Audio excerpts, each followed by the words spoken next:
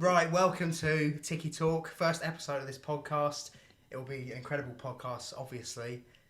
Starting off as a signing, a bit more of a Mutu or a Robinho, perhaps with less allegations, but it will end up being, an absolute superstar of a podcast, a bit like those clubs with those signings there. Totally agree.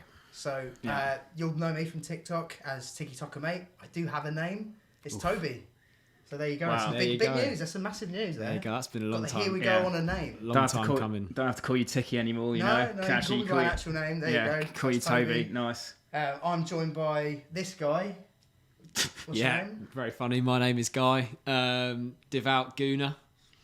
Yeah. I mean, they call me Kroos. So yeah, I mean, derived from Tony Kroos. Not my footballing ability, but nonetheless, yeah. And another devout gooner. So two gooners, one Chelsea. I'm joined by two gooners. So we'll start there. We'll look at where the season's going with each club as the podcast progresses. But we might as well start with the Arsenal because they have been the talk of the town. They're looking all right. Yeah, we're looking all right. I mean, pre-season, I don't know how many games we played, but signings coming in. Yeah. Obviously, the main man, Jesus. I think he's got, 7 goals in pre-season. So yeah. He's looking great. I'm loving the signings. Also, I feel like we're changing how we're playing. I think we're going to play with a much higher press this season. It looks like we're pushing much higher up the pitch. It's rare for me to see you two positive about Arsenal. I Yeah. can't lie. For however long I've known you, it's always been doom and gloom. I think as fans go, we definitely fall on the pessimistic side. Yeah. Absolutely. So, I mean, justifiably so anyway as well. Just to put it out there early on, we were pretty early on the Wenger out. Oh, I mean, I've got some horrific tales. Maybe too early to be telling about my anti-Gooners. You were more or less Birmingham. I was Wenger out. I don't know the exact date. Maybe before that. It was probably February 2000. And that was Gallas, wasn't it? It was when Gallas cried on the pitch. It was that day, and he stripped him of the captaincy, fine, but he should never have played another game for the club. So as far as I'm concerned, I was Wenger out for the best part of a decade. A common theme for most Arsenal captains, to be honest with you. Yeah, I know, it's a bit of a curse. That you've got Odegaard, I've seen. Odegaard's captain, isn't it? Yeah. I don't know how you feel about that, but I'm very happy. I'm ecstatic. Captain of his country. Yeah, Xhaka, aren't you? The only thing is, though, I do feel like Xhaka is low key the actual captain of the club. Like you do see, in pre-season, he in a team huddle, he was the one literally doing all the speeches and everything. Yeah. But again, maybe disgraced legacy. But it would be. I feel like it would be fitting for him to end his career with a nice little trophy lift somewhere. Not to lift it, but to actually win something meaningful at the club. Yeah, I'm not sure. And redeem himself. I love a redeeming arch. That would be a good redemption story, but Xhaka, I just can't get on board. Again, I'm not a forgiving. You'll find out very quickly. I'm not a forgiving man. Since that Palace match, when obviously when you told the fans to fuck off, it's hard to come back from that. Exactly. What was he doing? Cupping his ears, encouraging the boos. I think that I was booing that for me. I was booing that day. Are you guys gonna miss booing? Because I think you've got a reason for optimism. Yeah. I know you like a boo. I'm a booer. I know booing is quite controversial. If you're not going to support your club in a positive way, then people say you shouldn't go. But I sometimes hung around deliberately until half time, specifically so I could boo. I agree with the booing. You could argue, but I'm there. I've been all the games that I could have been in the last 10 years. I'm season ticket holder since I was 12 years now, since I was 13. And I just feel like I'm there, but there was times of change. There needed something to happen. And if it's booing or it's getting your frustration out or even just not turning up. I mean, at one point, no one even turned up for Wenger games. Well, I remember that City game where they were just tearing you apart with that goal. I think it wasn't Silva scored, but there was that Sane goal. Yeah, that was in I remember that being 17-18 season because they beat us 3-0 at home, and then we played the cup final the week later or the week before, and they basically. Do you remember Gary Neville? Oh my God, Gary Neville was killing us on that final when he was saying the midfield. Run. It was amazing. It was amazing. Oh, great time. It was amazing. Walk in. Remember? It's so good. He's looking at Xhaka being like, oh my God. Yeah, to that again, yeah. I'll give you guys credit because there is quite the contrast now. I do see an Arsenal where I'm like, I don't take you massively seriously by any means, but now there's a bit more reason.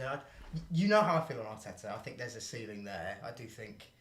I think he's done really well to get the right players in. I'm really impressed with your windows, to be honest. I think last summer people initially laughed at all of them. You all laughed at me. Yeah. That kind of vibe, and with Ramsdale, played the relegator, these kind of players. But actually, you look at it now, you're like, I see what he's doing.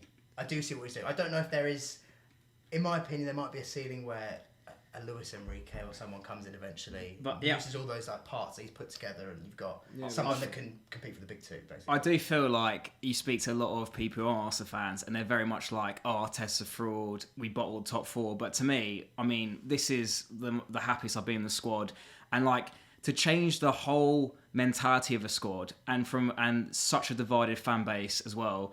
Like to get everyone like singing off the same hymn sheet, like it's like that. It requires a whole lot of effort and a whole lot of skill, which not many managers could have come in and done. I mean, you look at United; they've put in a lot of like top class managers, and they failed to do that. And we'll see what Ten Hag does. But honestly, I can only sing my praises to Arteta. Even when we were at our lowest, I never was Arteta out. I was like, if he gets sacked, it is what it is. Come on. No, I never said Arteta. I said if he got sacked, you were Arteta out. No, those Burnley, when Aubameyang's heading in own goals against Burnley and you're like 16th, you must have wanted him gone. No, I said I was indifferent to the situation, but I was like, I still think there's potential there.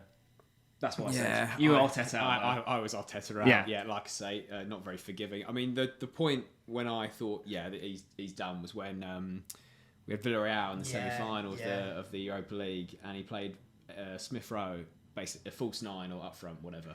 And he'd never played there in his career, and we lose away and drew 0-0 at home, whatever it was. Yeah, it was horrible. And and I was just like, what? This guy? He's trying to just be sort of revolutionary, like when Pep's done it. I'm not comparing him to Pep, but he's had those moments. He's definitely Champions League final against Chelsea, obviously. We do not play a holding midfielder or something. So but it is difficult not to be on board with the Arteta kind of positivity at the moment. Yeah. Because it is looking quite promising, which is like I say a bit of a weird kind of change. There's a lot of youth, and you can get behind youth. Exactly. We had something similar. When you've really, had your bad when seasons, you're seeing some of your youth come through. It's something to look forward to. Like they're going to get better. There's something exciting there. And I feel like he's mixed that really well. Like I think Jesus is. I think he's going to be your player of the season by some distance, to be honest. I think it might even take the shine off Saka a little bit.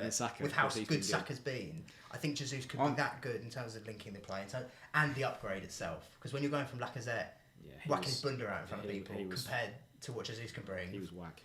Yeah, Laka was horrible. It's gonna be night and day. He was horrible to watch, to be honest with you. I think worst XG to goal ratio in the whole league, like says it all really. But like even people are like, I don't believe XG. You're like, honestly, you watch him. I remember him coming on Wolves away. It was an eye test there. It was Wolves away and he came on. He literally just like it was most like open goal and he missed like straight off the bat. I was like, what are you doing? Like it's just such easy goals.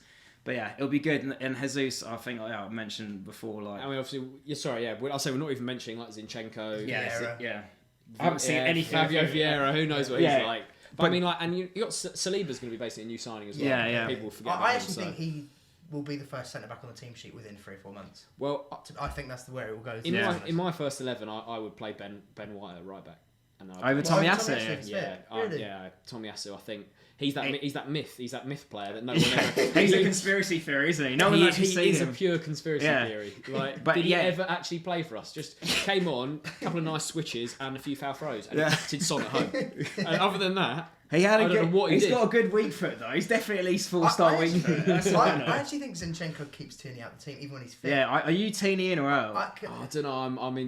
What is there a thing with Arsenal? Yeah, there is. Yeah. Well, my first 11 would be a Tierney at left back and a Zinchenko in midfield with Partey. Right. That would be my first. See, I disagree. I think Zinchenko midfield. Like I know Partey and Xhaka together have such a good like streak right now. I know it's like.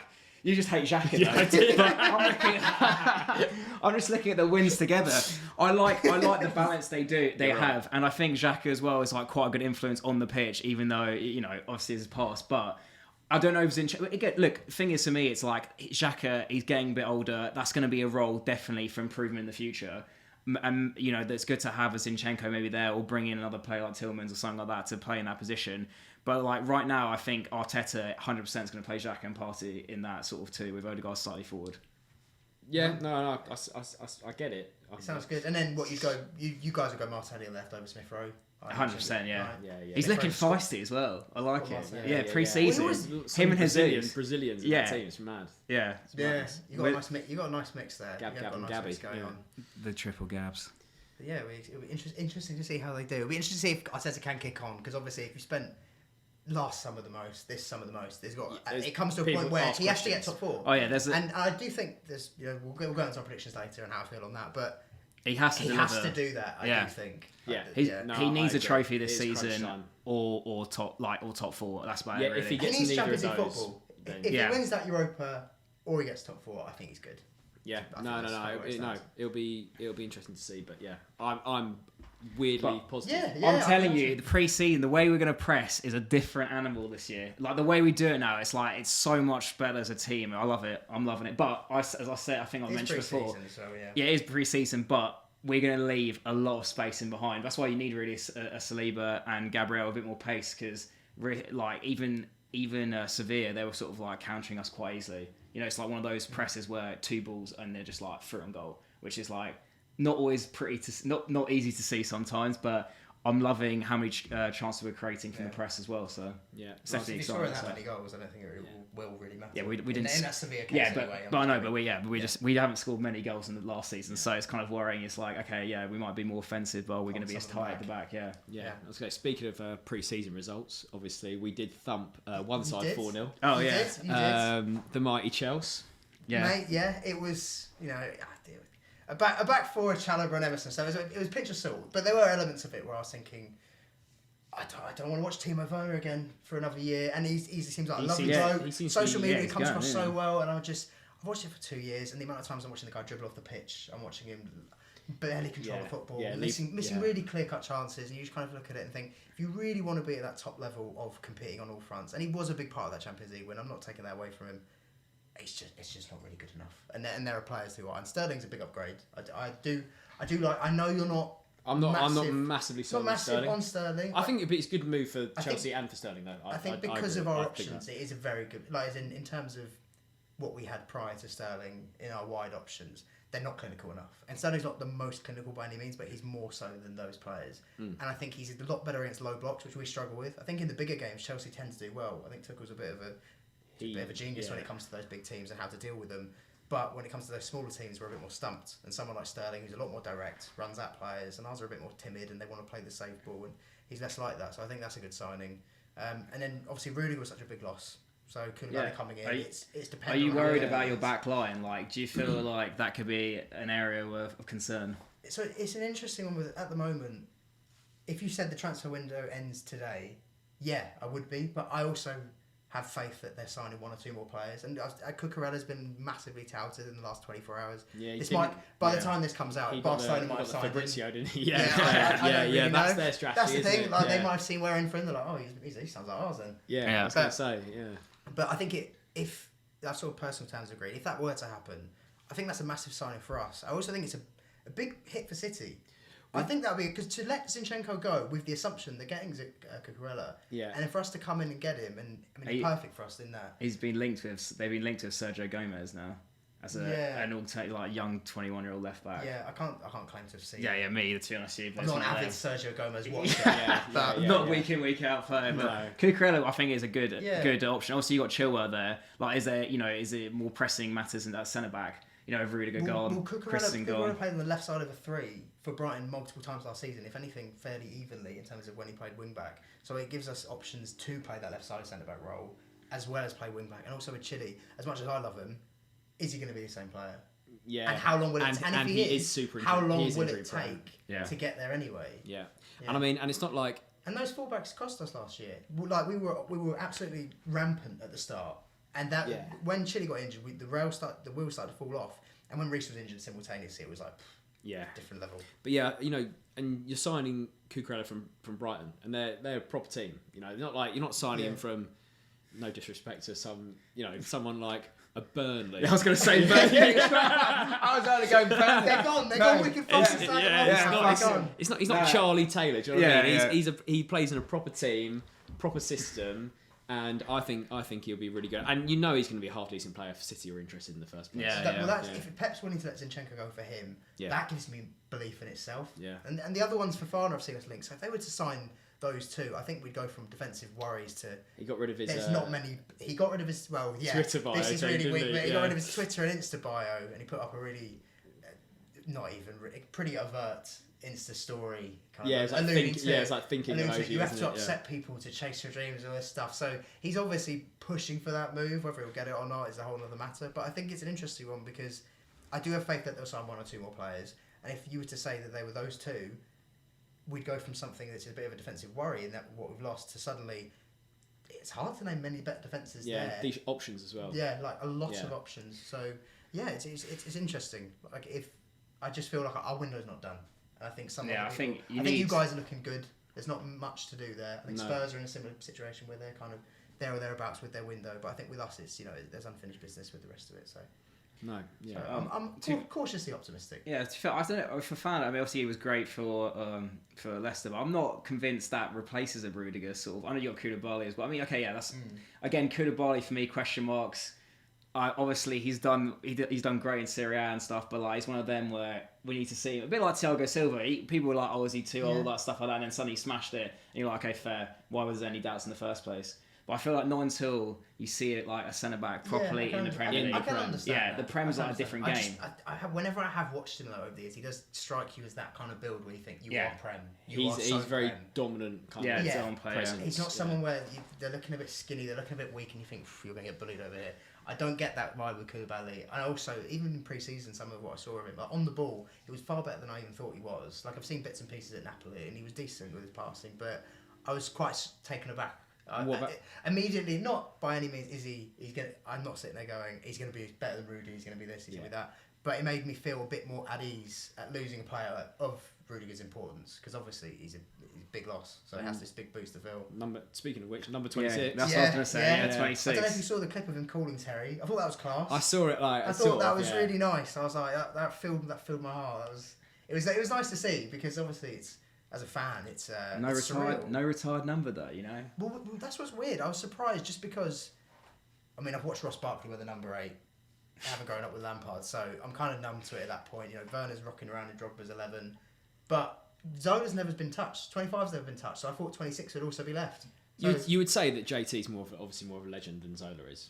Right? Yeah. So. Yeah, I would have thought the same. I would have thought they would have retired. But, he rang him. I mean, it was his number at Napoli, so I suppose there is something to it. But yeah, it's true. It is big boots. I like that though. I like that he's actually willing to take it because I can't imagine many would be keen to follow on from that. Yeah, it's like when you see Nketiah. Yeah, I was saying Nketiah wearing the 14, you go, oh dear. Mate, he's low key a good bench. He has been improving. He comes on. He does the job. Europa League. Yeah, Europa League. He Europa League top goal scorer. Force could be. So could be. We touched on them there in regards to left backs. City. What do we make of City's summer? Because they've actually surprisingly lost a lot of players because they don't usually. In general, they seem to keep everyone. They go as a free agent, a bit like Fernandinho actually has this season. Yeah, but they don't sell. In general, do we reckon there's a reason why they started selling a bit this season? Like maybe with FFP catching up to them a little bit. I think because they're just knows when to freshen it up. Yeah, or just I think it's a feeling that this squad needs a revamp. Bit of a Fergie type. A bit of a Fergie type. Bit of regen, yeah. I think he thought, thanks Sterling, thanks to Jesus, these players that have served over an era really. Yeah. And it's time for some fresh blood to come in. And your Alvarez's, your Haalands, your Calvin Phillips's. And the thing is, Grealish aside, they don't spend big money on single players. Do they spend 60s, 50s? They don't go 80s, 90s, 100s, like I say, other than Grealish. Yeah. So it's just like getting those players through the door, those 40, 50, 60 million pound players. They've done it, I think their record before Grealish was Mahrez maybe 60 mil, something like that. Yeah. So it's more a numbers game for them, I think, as opposed to. Talking about Grealish, do you think he's going to kick on this season, or is he getting sold by the end of next season? Second season. If there's one thing I know about Pep signings. Watch year 2 and 3. Yeah. Watch year 2. Like, look at Rodri. Really, when you think the first year he signed, he looked all right. I thought he looked pretty out of place, off the pace in the Prem. You wouldn't have sat there and be like, this kid looks different. He's going to be the best holding midfielder in the league. Yeah. No, I don't even think there's really a conversation to be had with Fabinho and Rodri. If you said to me, what players you want right now, I don't think there actually is. Yeah, I prefer Rodri, but... No, 100%, definitely Rodri. I think he's that good. And the fact that he's added goals to his game last year, like crucial goals, multiple, and that... I think it was it away at Anfield he made that block in that 2-2.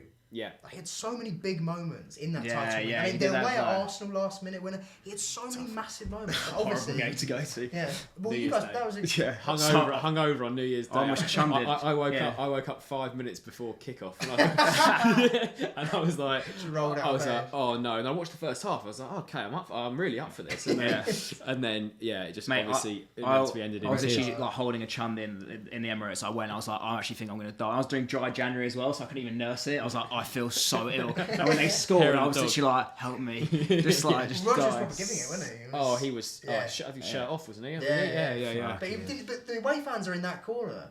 Or in the opposite corner, rather, of that end. But he ran to the Arsenal fans. I was like... That's quite Emirates, though, isn't it? I did like it. It was quite Adebayor. The dance floor. People love it. It is the dance floor, let's be honest. You know, Jesse Lingard's he's pulled out some moves there over the years. Yeah, where's he at now? Nottingham Forest. So, he is. Well, that's a lovely segue from you there. So, Steve Cooper, gorgeous man. Yeah. Great gaffer.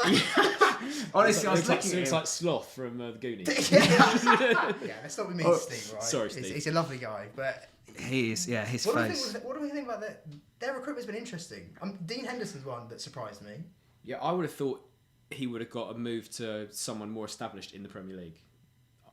Than Forest. I mean, I thought he would have maybe gone to a West Ham, an Everton, going to Forest, first season in the Prem. I don't know. I feel like his hype's just gone completely though. I feel like he's almost like a Man U reject now. Stock, yeah. It's he sat on the bench for. When you become a Man United reject, you're finished. Sometimes, a lot of people they couldn't even ship half their players. Like Phil Jones is still knocking about. What a hero! He had a great performance against Wolves last season. I felt so for him. He was good, but then he just still got memed. Obviously, I know, and you think I felt bad for him. You think you get more game time when you got some of the centre backs they've got. 100%. And I'm not even alluding to Maguire there. I know it's quite common. I mean certain Real Madrid centre backs. Yeah, I say Phil Jones over Varane. Honestly, he's super sus. He's been sus for years, though. I feel since that World Cup, really. He's won it all, and he's like, oh, okay, time to just sit up. Yeah. I mean, it was that. Was it against you?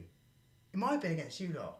And he just got at the Emirates towards the end of the season. He got bullied. Yeah, we were at them. Yeah, it's one of those games, but we have those sometimes where we're just like the first half against City, everything's flowing, it's just peppering. But then they could not hack it at all. You sort of know at the Emirates our first 8 minutes what sort of game it's going to be from the way we press and you go, oh, this is going to be a horrible watch. Or you're like, oh, this is good. This is. But it's it's as Roy Keane would say.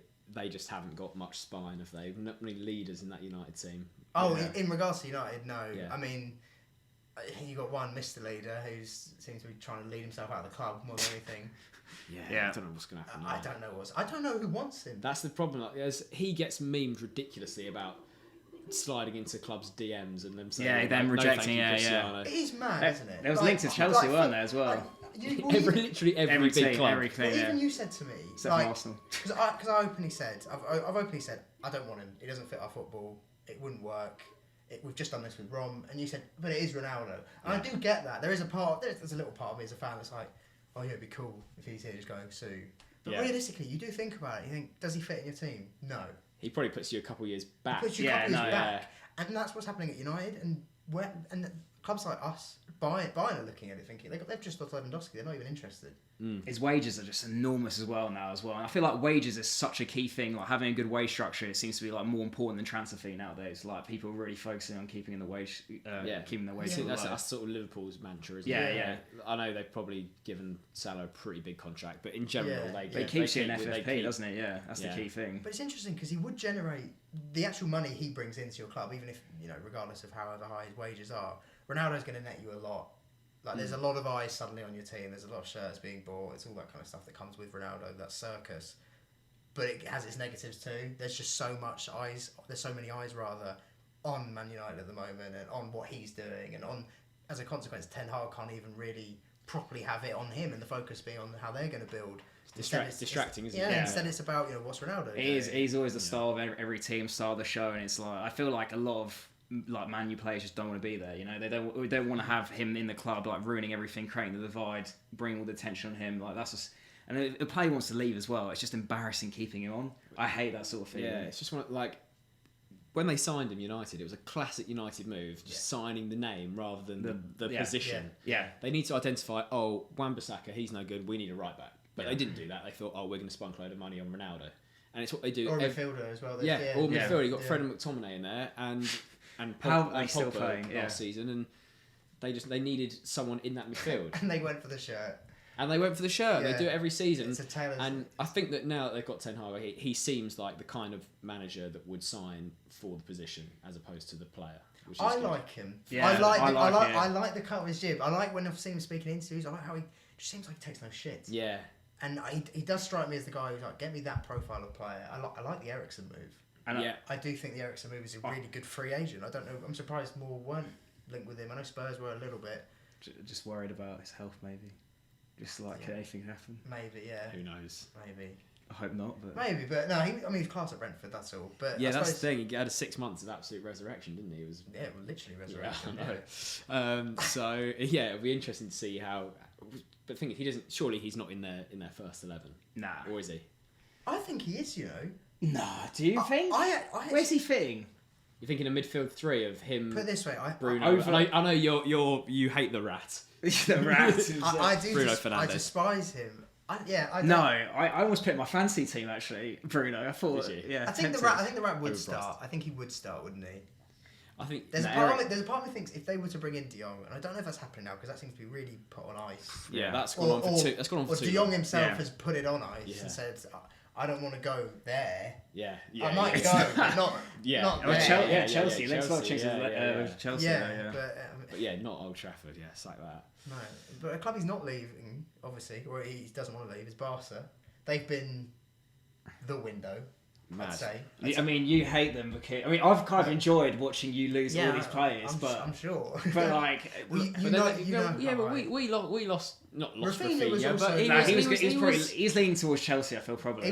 I think if it was just us two, he's a Chelsea player.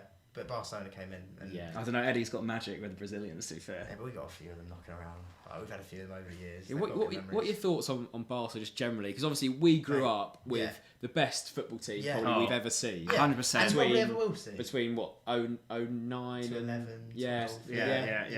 And now they're just an absolute shadow of what they were, obviously. But do you still like them, or are you more like leaning more towards Real Madrid? Because I was always a Barca fanboy. See, I was a Real Madrid boy.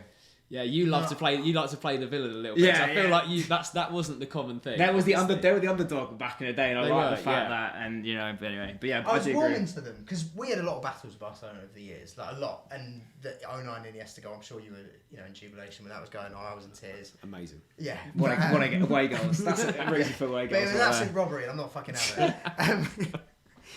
But after all those games, there was. I loved watching them. I still appreciated Barcelona anyway. And I was starting to really warm to them, and their fall off in recent years, it seemed quite sad. And then this window, I've just thought, do you know what, fuck them. Yeah. You know what, fuck them. And I'm looking forward to in 2 years, when there is no Super League, and they've got no money coming in at that point, because they sold 40% of their rights. And they're in the mud.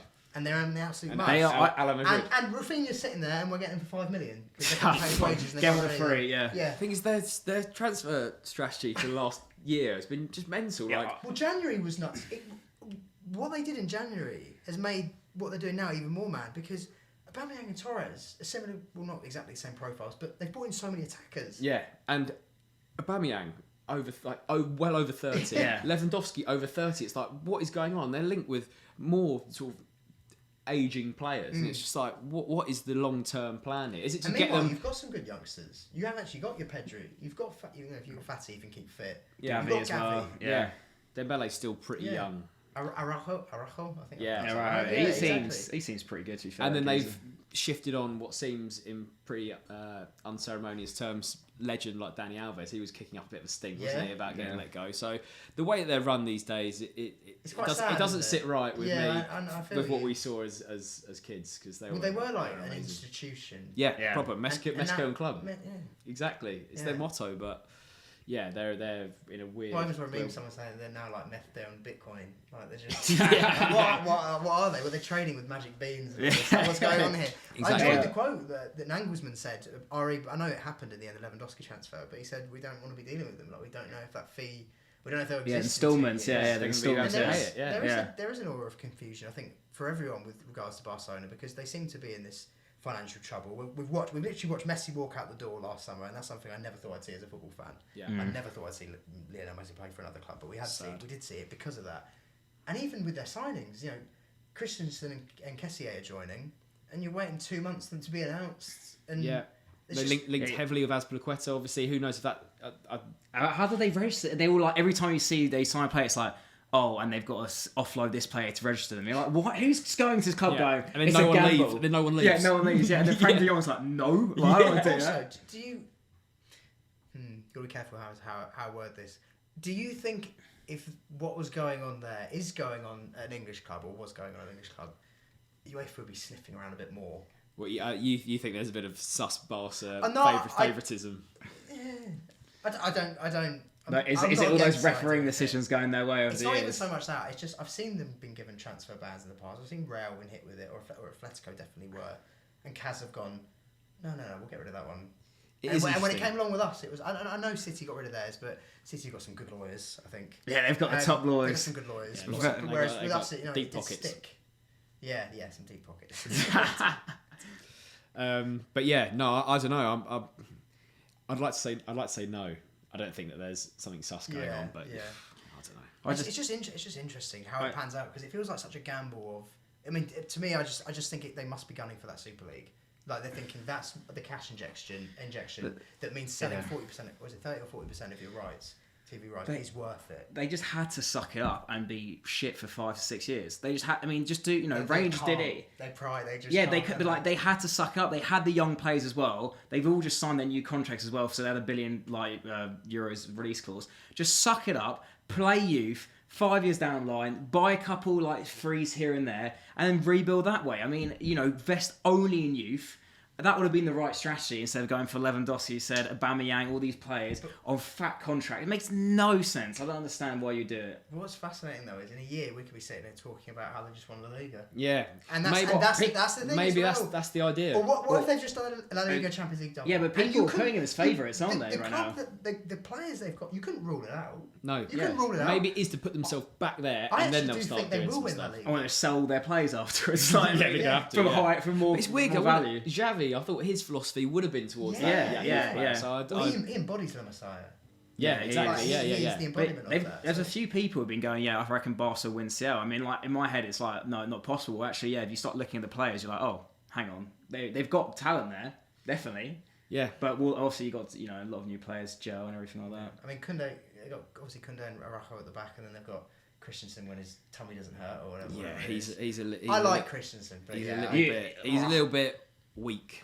I would say. As far as a position goes, that is one you have to be strong in. And he was strong, I'd say, from when Tuchel came into about November. And then the tummy bugs kept coming back. And I was like, you were always a roller coaster. You like really rated him, then didn't rate him, then come back to like him, and now he would go through these phases where he just, I don't know what happened to him. He just suddenly be like, oh, my tummy hurts. Yeah. I can't play anymore. And it was. I felt like he was quite a Willian sort of at Chelsea, just like months of just being good, and then the rest of the time being just shy. A little bit. I can see what you mean. They're very different. Willian had his moments. He had 1 month a year. It was like you got to see Ronaldinho in his prime. So it was. He had his perks. He worked hard, but by the end I was very much done with Willian. Yeah. As you can remember, to be honest.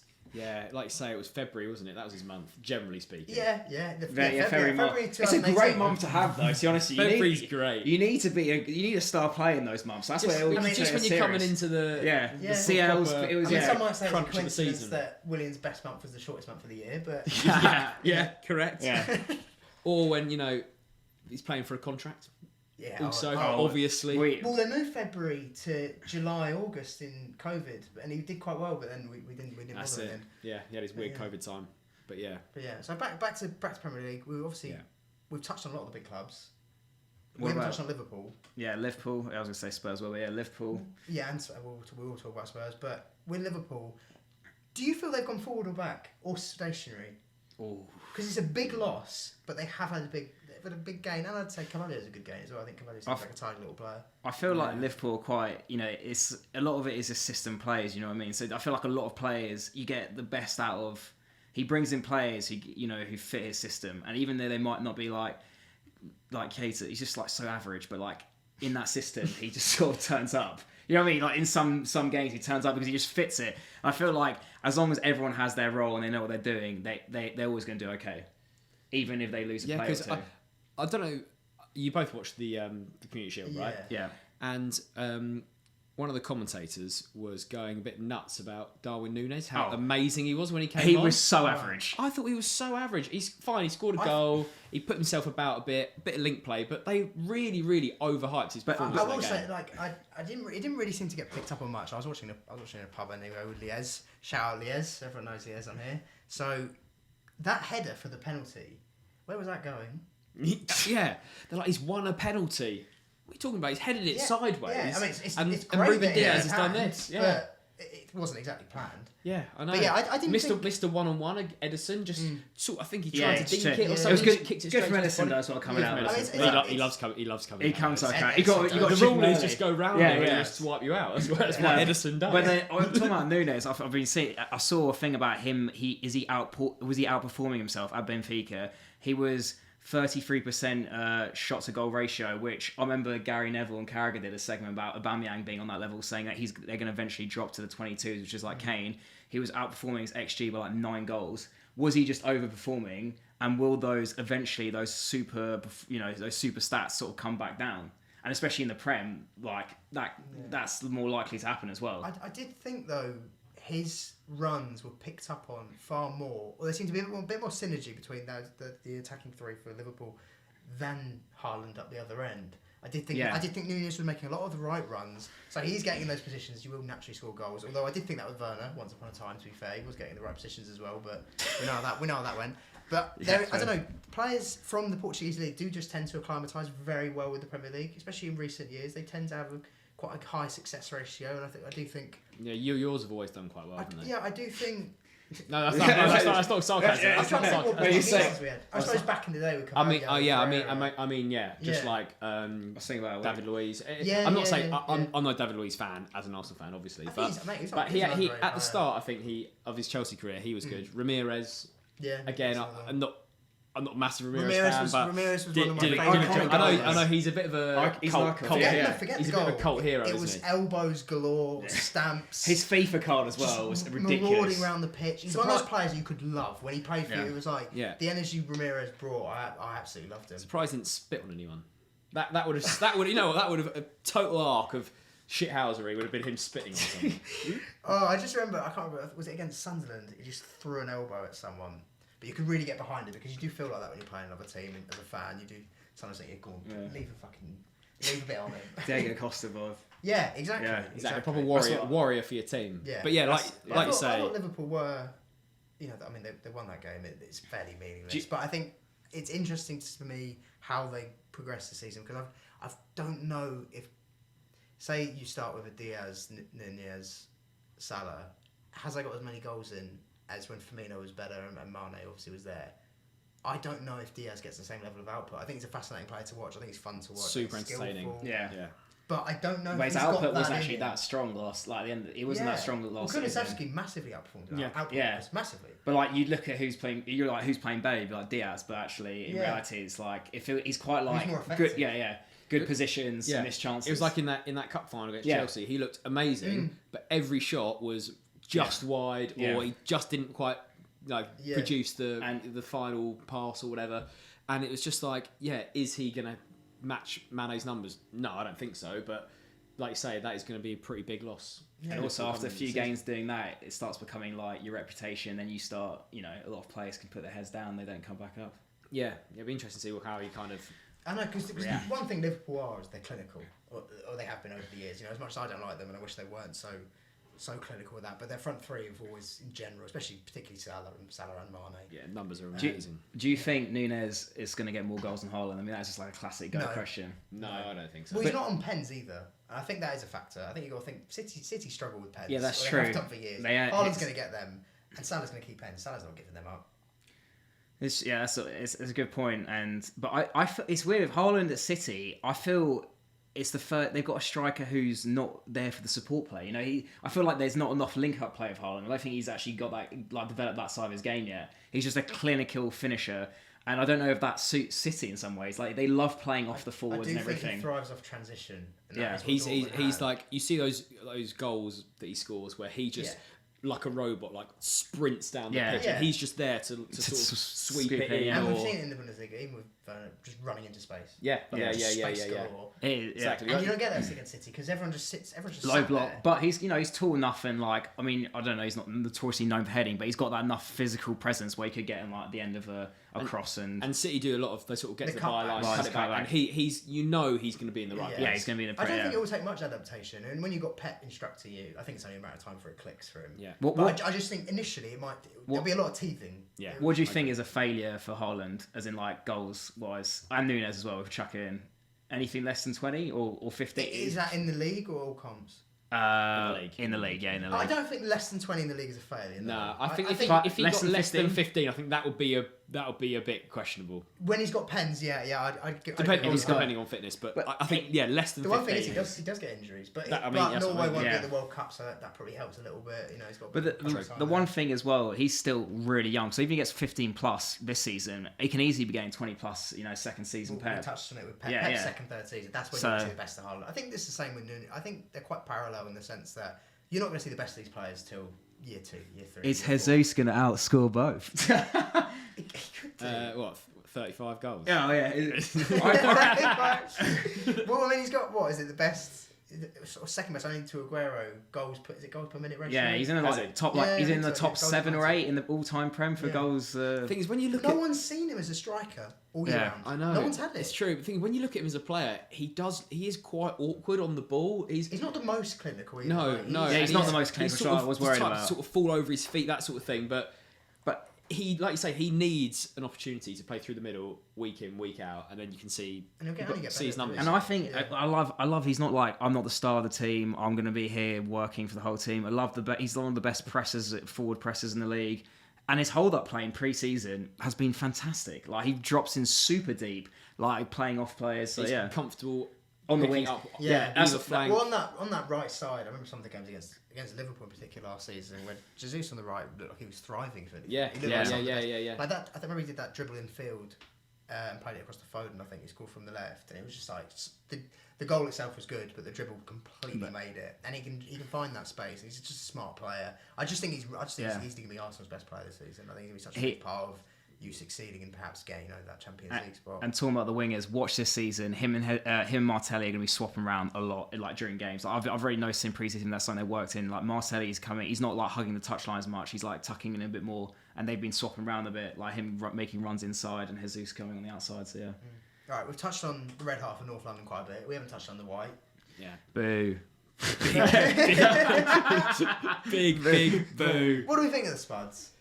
I am, as I think most football fans are, slightly concerned about them in terms of. I think they're going to be quite good. I just think, forget if it wasn't Conte's manager. I'm quite mixed, but anyway. Yeah, if he wasn't Conte's manager, I'm not looking. Obviously, Kane's so incredible. I'm not looking at their signings going, yes, I'm ecstatic for Basuma? Basuma's, he's good, but then who's going to play between, presuming they're going to play far at the back, Bentancur, Højbjerg, Basuma, what's going on there? You've got options now, though, haven't you? You've got sack off. I rate Højbjerg, but just sack him off. But he's, again, presence on the pitch. Will play less than Højbjerg, to be honest. Yeah, I think he's more of a Conte player. Conte, you can imagine Conte sat there being Højbjerg and Basuma. That is disgusting. That is a day. That's got legs as Matic and Kante as you can kind of. We're just going to counter-attack. We're just going to wipe people out. Yeah. But I feel like Carlson, 50 million. When I saw that, I thought that's a good waste of 50 million. That's what I thought. Really? I don't rate him as a signing. Yeah. I think he's so. I'm going to hate him. Yeah, he is. I'm gonna hate him. Oh, he is a. We said Bruno Fernandes was a rat. Bastard. He is a rat. Yeah, but now he's for them. So he's a rat, but failed. Every time it was Everton Liverpool, he'd always be up for it, and then they do nothing. You know what I mean? So it was you just cry and moan, Robson get the better of him. So for me, around. You could be a rat, but you got to be a winning rat. You know. Yeah. I am excited for a player that I think should have been in the Premier League a long time ago. Yeah, agreed. In Perisic. Yes. He's just one of these players that you've watched over the years abroad, and you always think, this guy looks good. He comes to the Euros, so and he looks amazing in the Euros. He the World Cup. Yeah, that was the World Cup. I hate that guy. Ready for that? There's always been something about him, you're so, really versatile, just hard-working player. There's a lot to like about them. Really good job done. Yeah, and I think that's such a good sign for Spurs. Especially in that wing-back role, he can play either side. if they're needed, not going to need to put him much forward with all the options they've got. I suppose, and he can if they need. He's definitely an FPL. I feel like everyone's got an FPL, right? Yeah. Just like 5.5 defender. But I do feel like there's going to be a point where his age catches up to him, and also in the Prem where it's the most physical, most amount of games. You know, I just think with the sports science that's involved these days, it's not really quite the case. Like, I think it is more your 37s and 38s is where things tend to go. Yeah, a lot it's definitely a lot. Because last season he was phenomenal. Like, he was arguably having one of his best seasons at wing back. Like, when you watched him against Liverpool, I remember he had Trent on absolute toast. Yeah, the entirety of it. Like, Perisic was so mobile, and then, but when you look at his age, you go, "Oh, I played FIFA. They go down at 30." Do you know what I mean? There's a bit of I do think that new gen. It's less of a thing than it. Yeah, than no, it it definitely really is. But you know, new league. You know, it could have been too much. Quite a physical league as well. Quite a, you know, I mean, Serie A has a physical league, but it's slower pace though. Do you think Kulusevski will be as effective as he was last season, or do you think there'll be a bit? Well, does he start over Carlson now? I think they rotate quite a bit. I think he does though. Got Europe, haven't they? So they got a lot of games. Yeah, they got things. Yeah. But I don't know. Yeah, I mean, I think Kulusevski's got to start probably. I saw Kane's looking very thin. Very thin. I mean, Conte's whipping them up. I saw some clips of them sort of, you know, doing doggies basically in pre-season, and they look like going to throw up. Yeah, Son looked like he was on death still, didn't he? Son's probably one of the fittest players in the league, you'd imagine, and he looked absolutely dead. But I just hope.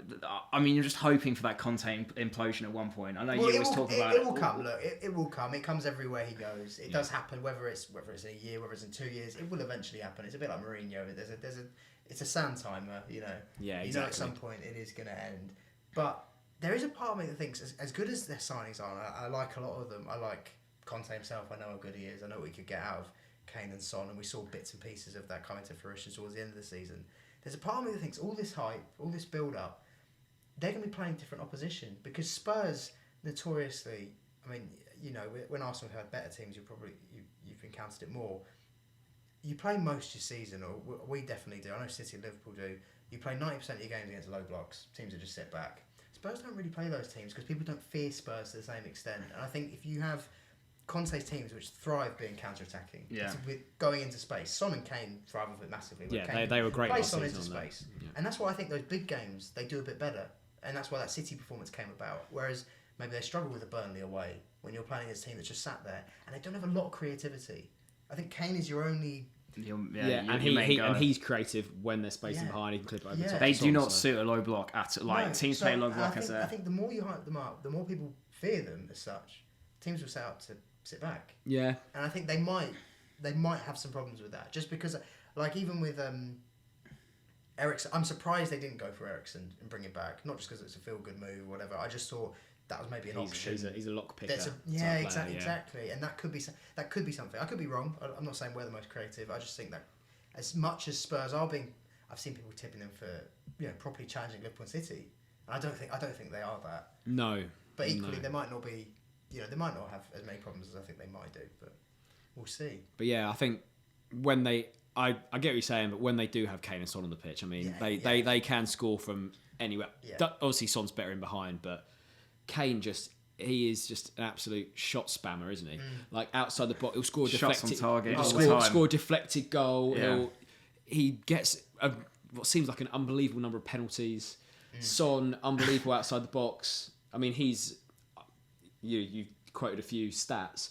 I don't know. He was outperforming his XG last season, like, ridiculously, outside the box, curling him in from anywhere. Yeah, he's a joke. As far as finishing goes, you could have the argument of Salah or Son. Yeah. Like, bear in mind how clinical Salah was. Like, you could easily argue for Son. Yeah, you could say that who you want in a one-on-one. Like, yeah, you could say they're the two most clinical or best finishers in the league, Kane and Son. You could make that. Definitely make that. Yeah, no, definitely. It's up to Haaland and Nunez to spoil the party. Yeah. I mean, while on this point, who do we think is going to be the top goal scorer of the season? I mean, that's a good question. There's two in my mind, and they're both really boring. They're both incredibly boring, but I struggle to see past Salah or Haaland. I really do, just because they're both on pens. Yeah, I think Salah. I'm gonna go Salah as well. Yeah. I went for and like you say, it's super boring, but I'm gonna spice out. I'll go Haaland. Yeah, but I feel like now as well. All those cutbacks, those pens. Yeah. Once Pep gets it clicking, he's got a month off. They've both got a month off at the World Cup, and I think that's a big factor as well, because as much as Haaland's had his injuries, you should be fairly fit if you're getting. But Salah's incredibly durable, but he's got a month off. Yeah, he's got a month off. So it feels like a no-brainer. But also, I feel like he's going to be relied on more as well this season with Mane maybe leaving. For the numbers. Do you think Nunez might take some of those goals away though? I don't think so. Because Mane is a different pockets of space to where Salah's operating. So it's more Diaz. Is a bit more close. Whereas Diaz, because Mane was central last season, but in general he's played off that left. Yeah, and he was very good at getting in at the back post for those Trent crosses. Yeah. Or whereas I think Nunez could thrive off those a lot. Yeah, because he's. I mean, from either side. Yeah. I mean, Robertson and Trent are just silly, aren't they? But they're must. Yeah, I think it would be a more interesting question. Who would be the top scorer outside of the top 6 clubs? Samanka, the new West Ham guy. You always think a West Ham striker is going to get loads of goals, and they never do. PSG tried to hijack that deal. I'm thinking, surely this guy Arsenal linked with him. He was a backup. He does seem like a decent player in terms of his profile, and I was watching some of his ball striking. I was like, okay, this guy can put his foot through. He gives me Giroud. That's always a nice feeling. I think you need that bit of confidence as a striker. Like you can score from different angles, different ranges. It's always a bit of a confidence booster there. Yeah, but he does seem like a very top player. I'm surprised more went in for him. I'm surprised maybe United went in for him, or maybe even us. He gives me Ollie G vibes massively. That's the sort of player. That's not bad advice to have, really. The Scorpion King. Yeah, Scorpion Ollie G. Scorer of great goals. Best, not a great scorer of goals. A scorer of great goals. Exactly. I mean, his YouTube compilation. Wow. Gonna think he's better than Messi. He did cost us 15-16. Hang on, Arsenal got rid of this guy. True. That was he cost us 15-16, but he scored a scorpion kick, so it's fine. Oh, it's okay. Yeah, he got the press gas. That's not But as for who else? Is it Vardy? He hasn't played in 4 years, but I was going to say Jamie Vardy. Yeah, he hasn't played in about 4 years, but he walks out with 12-13 goals. Yeah, because that's a conspiracy. It was a sort of conspiracy. It was like he just doesn't play, but he just has. He scores like 13-14 before Christmas. Yeah, and then just he's a great. No one ever puts him in FPL either. Like no one everyone's like, nah, he's just done every year. Yeah, and he always does well. Could it be a man for the tune? I don't even know who the tune. Callum Wilson. Could it? Can he keep fit? Yeah, but he looked outrageous against us. I've always rated him. Chris Wood, trying to hold this. Is it going to be trying to hold this, Chris Wood? No. He looked a bit shy, didn't he? He looked like Deadwood. Yeah, he did. What did he get? 1 goal? When he moved? Yeah, I think. No, was it not just like a little head? It was like own goal. Probably a header. Own goal, no, something like that. Yeah, I don't know. I think Vard's. I don't think Wolf's a bad bet. Because he takes your pens now. He had his best scoring season last season. Yeah. And actually, that brings me on to, in terms of a surprise package, and they're not so much of a surprise because everyone quite clearly saw what Vieira was doing there last season. But they did lose Gallagher. I just think that Toure buy is really good. From what I've seen of him, he looks like a really good player to add to their midfield. I think you've got Elise, who's just getting better and better and better. I think he's so destined for a top move within probably next summer. I think that's going to be Rafinha vibe, sort of like. Well, a bit more Mahrez-y. But as in a player who's playing a lower team, then gets transferred exactly. after. I think Eze. And that's the same as Mahrez anyway. Leicester, obviously. Similar. It's a very similar type of thing. I think. And Eze's coming back from injury, or kind of shaking off that injury. Looks a lot better. You've got the centre backs who work really well with Anderson and Gehi. Mitchell's getting better. I think there's a lot to like about Palace. Did they sign a right back? I think they did. They did. I can't remember who it was, but that was a position that they. Joel Ward. How's he still knocking about? He's a hero. Yeah, he's a cult hero. Yeah. Is it Richards? I know they signed. That's the one. They signed American. He's from Bayern. Yeah, that's the guy. So that was a position they needed. They've got that. They're my team to just. I'd say one to watch. I think that Palace Arsenal game is going to be huge. Like that's going to be a big telltale sign, really, of like just both teams. I think. Yeah, I think Palace. It's a good one to start off with. Palace under the lights. Yeah, it's tough place to go. I feel like Arsenal as well. A Friday night, just away to Palace. It's just a horrible opening fixture for us. Yeah, I'm hoping. Rerun of I'm Brentford. feeling bad all over by the end. Yeah. We'll get on to predictions later, but I'm not confident. Really, that's interesting. No, to be fair, I'm scared. Let's put it like that. But so who have you got as your maybe a team that you're just quite excited about seeing? Is it going to be the Toon? It could be the Toon. I think it's tough to look past Newcastle, but they weren't exciting last season, were they? They got a lot of points. By the end, they were. That midfield. No, when they tore us away, they looked sexy. It wasn't exciting for you two. Trust me, it was exciting. Yeah, they were tearing us apart. Like Wilson behind. They played great against us, right? Yeah. But I think in the season they weren't scoring loads of goals. They were picking up points, 1-0s here and there. They got a solid base. Dan Burn, Trippier was really good when he came in. That Kraft bloke when. when Trippier was injured. But I didn't think that they were exciting. Well, they got the best Bruno in the league for me. He does look good. It is a really sick player to I've had a he is the one that I look at in that side, and I think you'll be here when they're lifting big ones. Like you'll be there when they're because they are. Like, that's why you have to look at them. We were seriously linked. I was actually like, nah, it's fine. Just wait for the summer. I was very much like, I don't want to rush a signing, and then I was getting so much abuse from my friends going, nah, we had to sign him, and now I'm looking at it more and more. I'm going, yeah, maybe I should have just. Maybe it was worth going in for him in January. Well, it's mad the Brazilian link up though he's got because Eddie Howe's done a phenomenal job obviously in turning them around because they look gone anyway. I think they're third in the league since the new year. Yeah, behind the big team. Right, and Eddie Howe. The job they've done with Joe Linton, who's gone from useless, completely useless, best to one of the best ball-winning midfielders box to box best in the league. Him and Guimaraes you've got going on there. There's something fun to watch. They've added Botman, I've seen, who's a really highly rated centre back. You've obviously got the 9-foot Dan Burn next to him.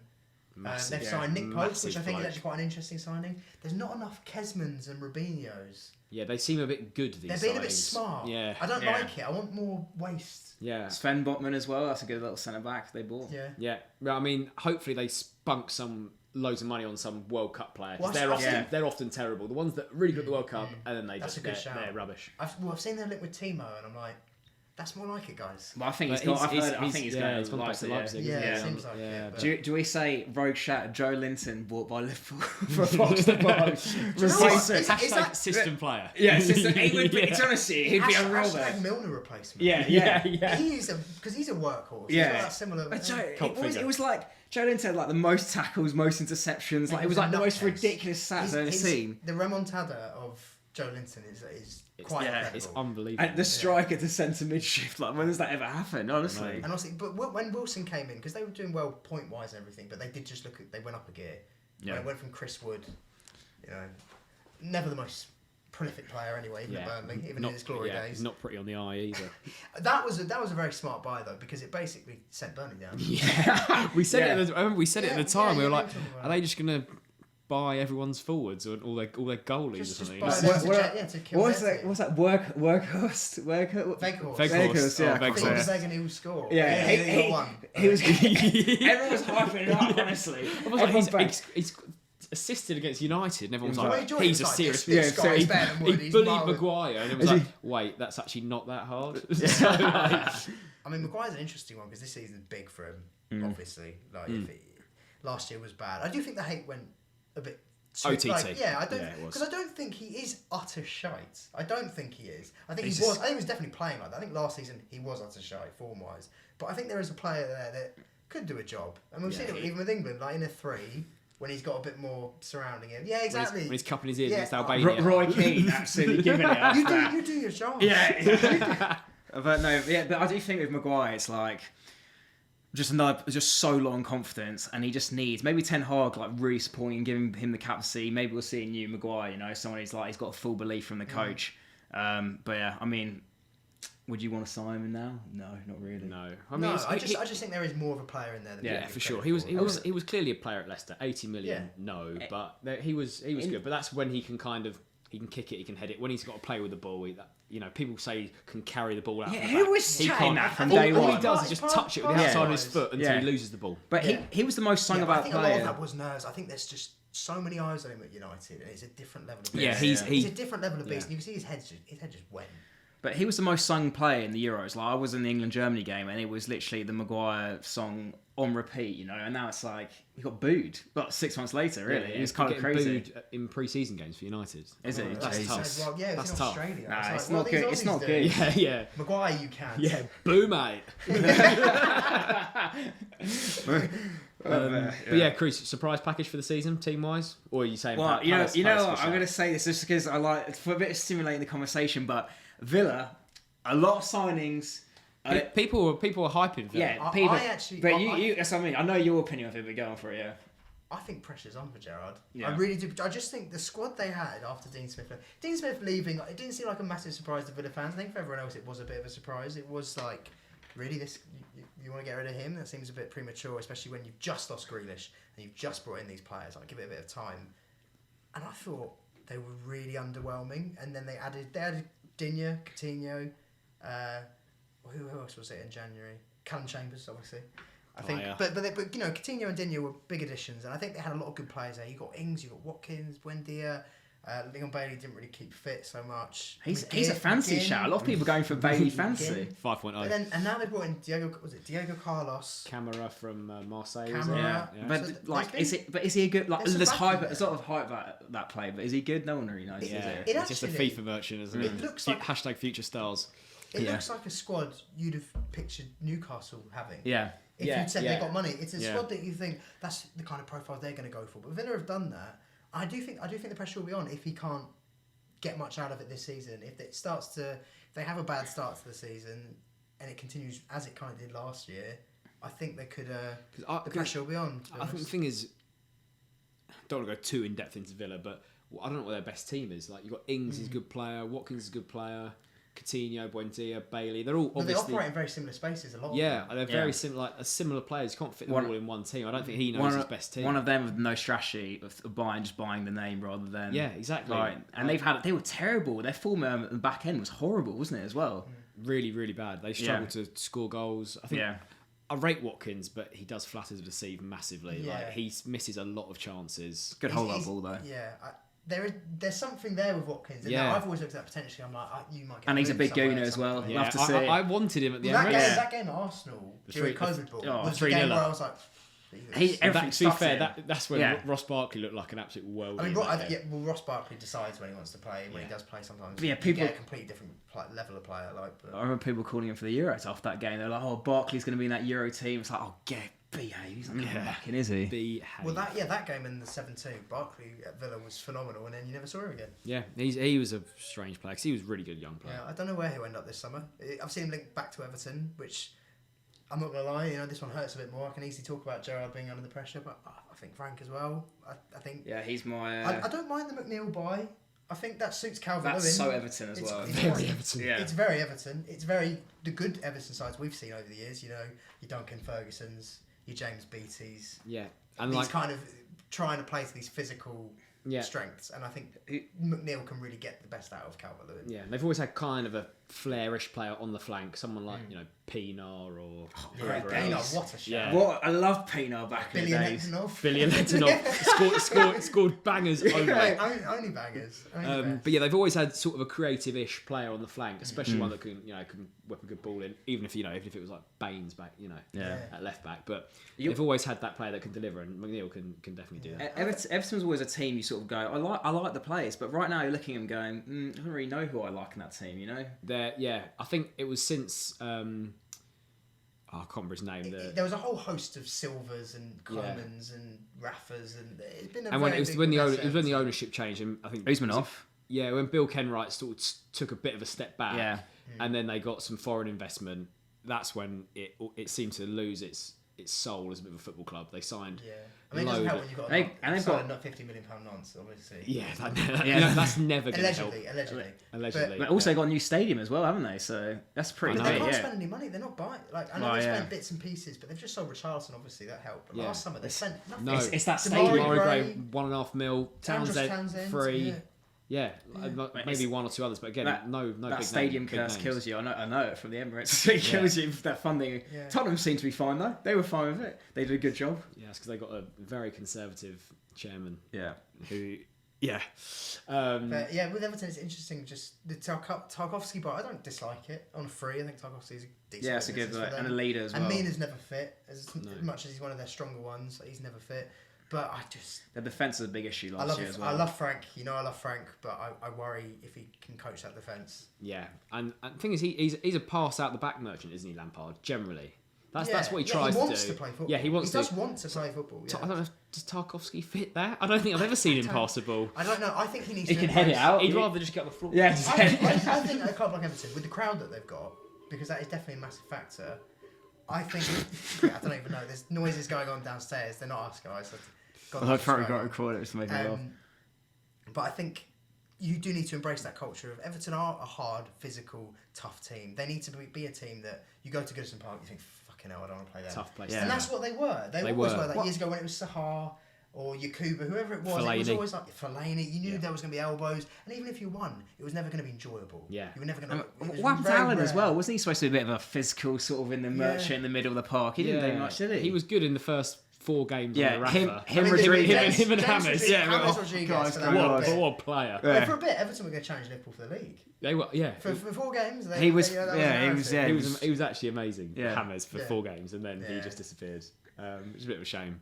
But yeah, I think he needs to embrace that really well. But I fear for him. Yeah, who's your like go-to, like for me, because we're talking about Lampard, like that's my first manager. Yeah, sack race, first manager to get sacked. There's a lot of chat about Tuchel. I've got. Do you know what? I get why, because we have a history of sacking managers, but I think what I quite like about Chelsea at the moment, I think there's a lot of people putting us, we're going under the radar a bit. I think there's a lot of people looking at Spurs, looking at Arsenal, how they've strengthened, and there's a lot of thoughts of they are going to be, they've got better. Chelsea have lost Rudiger, Christensen, and they ended the season badly. But I don't think people look at the actual context of last season in that everything that was going on, not just in the fact that we couldn't even have all our fans there, but dealing with all those sanctions. I reckon as a player, there's a lot of doubts probably going on at that time. You've got this useless fuck up front who doesn't want to move and is causing a lot of toxicity behind the scenes. You've got multiple. I mean, Kovacic was one of our best players last season. He's a top player, out for 3-4 months of the season. Reece James, best player arguably that season, out for 4 months of the season. Chilwell playing out of his skin, scoring every week, out for the rest of the season. And you had multiple other players out. Kante's obviously barely ever fit. Yeah, I think you had a lot going there. So people are kind of a bit more, Tuchel could go, things are going really bad there. And in general, it never really works out like that. Like, Chelsea do get written off over the years. It's never as bad as it seems. I always think it's quite naive. Like, we do always seem to be in chaos. And then 3 months later, everyone's having to watch us be like, oh, fucking hell, they've won something again. Yeah, so I don't worry about us too much. So would you reply, if it was to go, would you take Poch back? I wouldn't want, I think this is actually the end of that you've seen. Like, modern managers will never get as much time as, your Wengers, your Fergusons, Alan Kirbyshleys. All these legends of the game. All these legends of the game. But I do think this Bowley guy does, just from the profiles they're looking at with Cucurella, Sterling, like, these are players that Tuchel quite clearly wants, and players that are very suited to the system that Tuchel wants to play. They're not players that I'm looking at thinking they've bought a bit of a name, or Roman's kind of going, I want him, so we're getting him. And it's not the exact type. Whereas I think he is looking at the manager thinking, like, what do you need? And I don't think there is. Who would you go for? As Poch. You'd take Poch over Tuchel? No, I wouldn't. I wouldn't. No, I wouldn't. But like, exactly, if he was to go, I know, but it's a step down. Like, who are you going to get that's better than Tuchel? You're not going to get Klopp or Guardiola. So I do think there is a long-term project there that they need to build, because you see it in those big Champions League games, the big games. Tuchel usually coaches, even in the Carabao final, FA Cup final, Real Madrid games, he coaches 4-5-0 wins. And we've got players who can barely finish. And the structure he puts out for the team is usually nigh on perfect. In those big games, he's... you saw in the Champions League win, like, he's a master tactician. I do seriously rate Tuchel. No, I don't think he'll win the sack race. I can see why, just because it is Chelsea and we do sack, but I just think it's Who do you think then? So I've got Fat Frank. There's one in my mind. I'm thinking Ralph Hasenhüttl.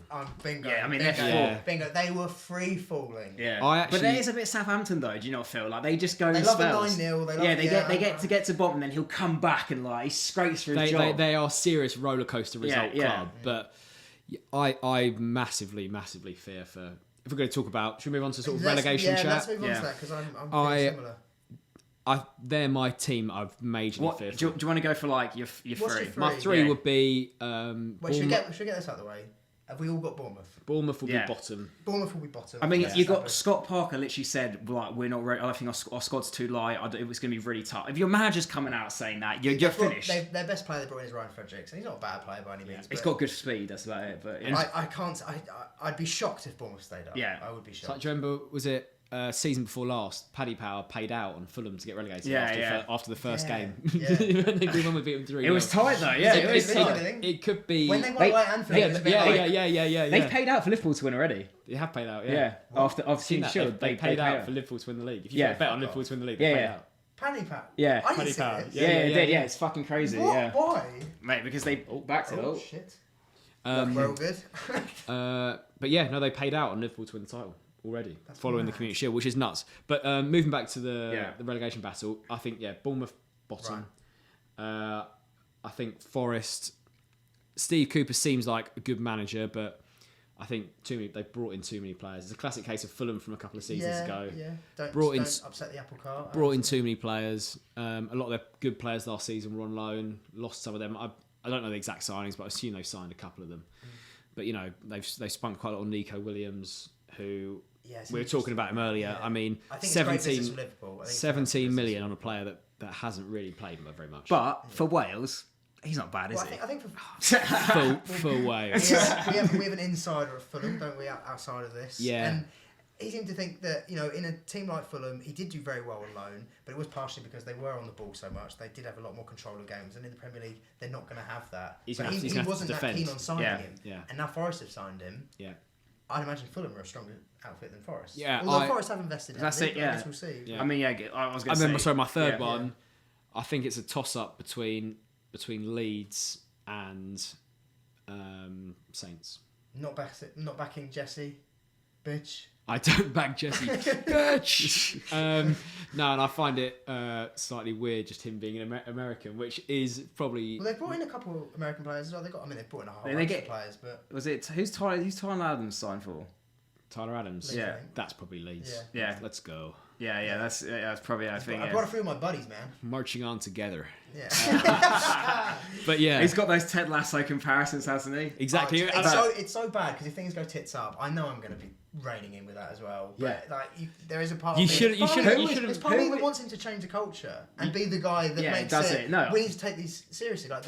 They are. No, but he has done a good job. Do you remember that Swansea? Do you remember that Swansea manager? Bob Bradley. Brad Barbley. He came in. That's so sweet. He actually said, the next one is a road game. And I was like, oh my god, this game. But I like Jesse. I'm a fan, but I don't know. I like him as well. I think it'll be interesting to know what. But I think he's got much more tactical knowledge that people think he does. Give credit for. Well, the accent naturally, everyone goes, "Oh, no chance." Yeah, there is a stigma there for sure. But yeah, I think Leeds, Southampton, and actually Brentford. I think it could. No, that was my. So I know I've named about 6 clubs there. Yeah. But you just named second season syndrome. But if I was to go for one of the 3, give us a 3. So we're gonna look back this. Bournemouth, Forest, Leeds will be my 3, and I think then Southampton would just miss it. I've gone Bournemouth 20th. I tipped them last year, if I'm honest, but I think those Saints their days are numbered. Yeah, the Saints go marching down. Yeah, they've brought in Aribo as a decent player from Rangers, from what I've seen, but I'm not massively inspired by a lot of their signings. Obviously, I don't know what Livramento's time out is exactly, but I've seen we were linked with Kyle Walker-Peters. I'm surprised United aren't, with Wan-Bissaka being an option you could quite easily replace. I think someone like that. And if they lost him, I think that'd be a big blow to Southampton. I think Hasenhutl's days are numbered. If they were to bring in maybe a bit of Daichi, they might be all right. They could. What Southampton do? Have a great start. They could do. They tend to start well. And I think they've got they've got horrible fixtures, don't they? I think as well. Have they? Yeah, I look at FPL. So I was thinking about James Ward-Prowse. It's weird because all of the big teams have really good fixtures. Yeah, and obviously naturally all the good sort of small, lesser. And then lastly, I think it's second season syndrome from Brentford. Do you? I think Christian Eriksen saved them. If I'm honest, I think they were starting to go into 3-4. Because I remember I remember it in January. I obviously watched your lives and stuff, and you were serious Brentford down, and they were absolutely catapulting down the table.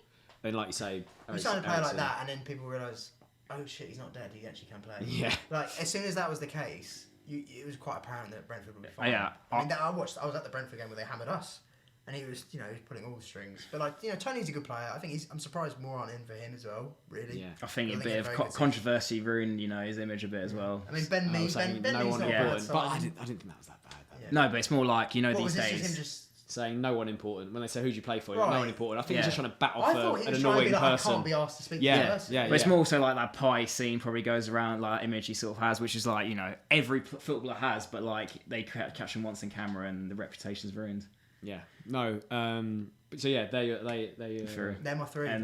I'm similar to you. I do think those will hover though. There's a few clubs that will hover. Yeah. I'm similar. I'm Bournemouth, but I am Fulham.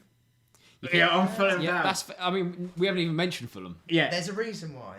We'll touch on that, but go on. Yeah, I feel that, look, for Mitro, what the thing is with Fulham, they're either just going to click, they're going to click this season, or it's just going to be another one of, oh, here we go again. And I just feel, Liverpool, you've got Liverpool first game of the season. Could it just be they lose the first game, heads down, then it's just going to fall apart? But look, they had a great last season, I can't deny.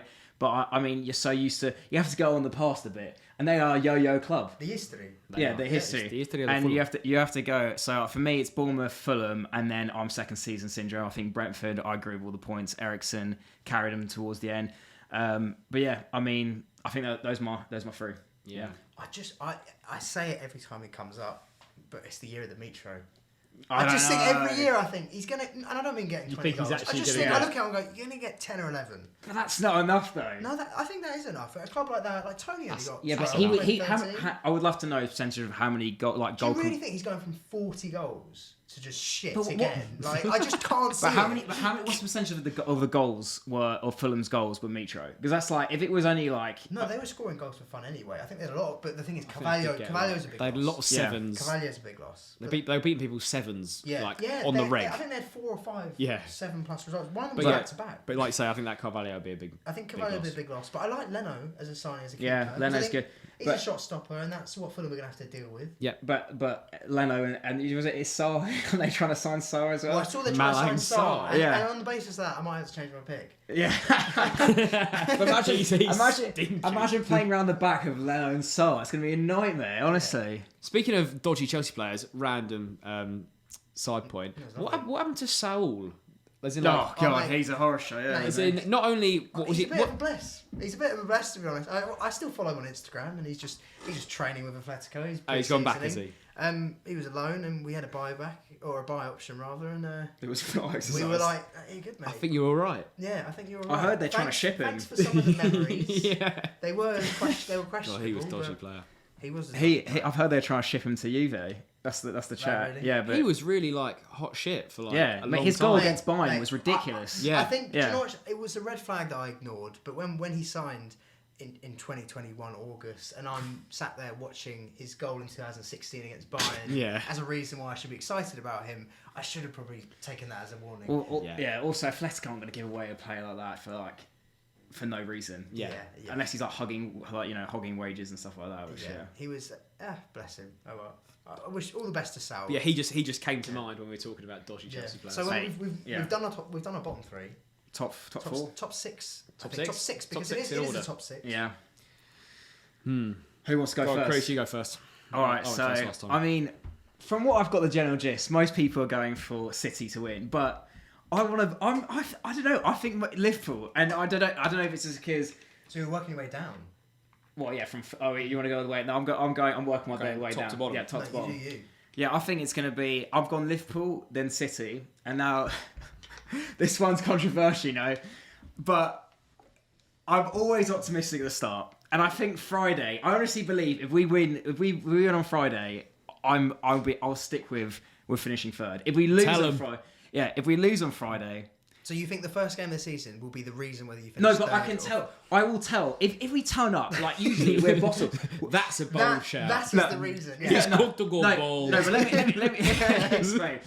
We the whole thing I think of Arsenal is their mentality. Like the mentality. There's been we saw the bit of a bottle job for fourth and everything like that. And I feel like we do crumble. And if we could under lights, first game of the season, Friday night, Selhurst Park. If you can win a game like that, and let's say you win it convincingly, I'll be like, okay, wow, well that is a different side already from a team from last year. I can understand. And that's what I feel like. That tells me a lot. But Friday we could be getting whipped 3-0, and then you're just like, okay, well maybe it's gonna be a struggle for top 4 this whole season, or it's gonna be a battle. You can't call it off the first game, but I feel if we've got a good run of fixtures at the start as well. Arsenal third. I'm saying it here. It may come to bite me. All right. And then fourth, I'm going to go say Spurs, but with a caveat that if Chelsea if Chelsea get 2 more really good signings, I don't think Cucurella. I think maybe Fofana and someone else. I don't think Cucurella is the end, like the big signing that's going to maybe change your season, but it's definitely going to help. Like for squad depth, we mentioned Chilwell. But if you get those 2 signings, then suddenly I'm flipping. I can say they're going to be pushing for third, maybe title challenging. We'll see. But right now, the squads right now, I'm putting Spurs 4th. But do you think it will end up like that? That's the only thing. Do you think they will not sign anyone else? Because that's a big factor, isn't it? It is a factor. I don't blame you. I think you still even anyway. Yeah, you might. Yeah, I think you might get, like, say, Fofana, but like still, I don't think Fofana, Cucurella. You need one more. I think one more player that's going to really like stand out. And then, yeah, then who are we going for? Chelsea 5th, and then United 6th. But I think United could.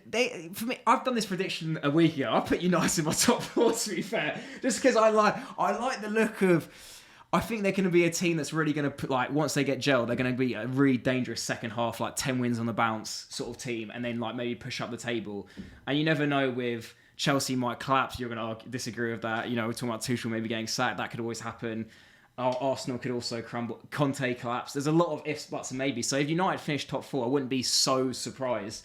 But a lot of them are putting him a 6th right now, I feel. That is like the case. Sancho to have a better second season? Yeah, I think he'll kick on a bit this season. Sancho, Martial, Rashford, kind of a banned front three. I think that's kind of a banned front three. I'm not against that. It is banned, yeah. Although I've been a Sancho hater for... You have been. That's why I asked you the question. Yeah, I think, though, with an L that big last season, I always questioned his attitude, and I thought he's got too much of an ego, and...